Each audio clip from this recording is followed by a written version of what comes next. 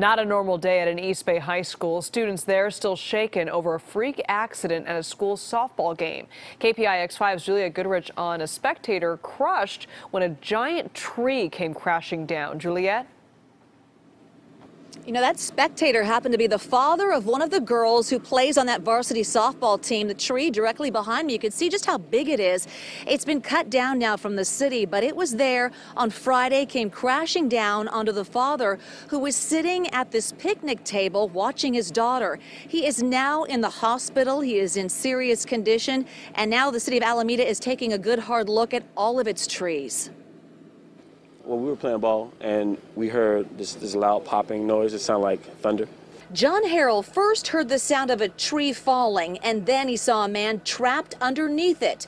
The force of the tree also taking out part of the bench the man was sitting on at the time. His legs was trapped underneath the base of the tree, and I was looking out for his head because I thought his head was like kind of impaled by a branch. And like there were scars on his face. Emergency crews had to chainsaw the branches to get the father out.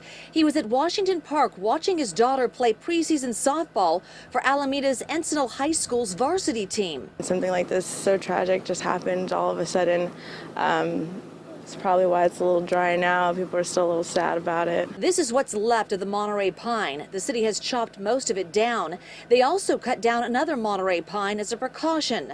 The city says the tree that fell appeared to be healthy, but the wet soil from recent rain, along with the tree being on a slope, may have caused it to collapse. And then like the tree had really huge branches. We did have counselors at the school today because we understand how incredibly traumatic it would be for teenagers to witness this kind of an accident, and our hearts really go out to the family and all of the team members for having gone through this event.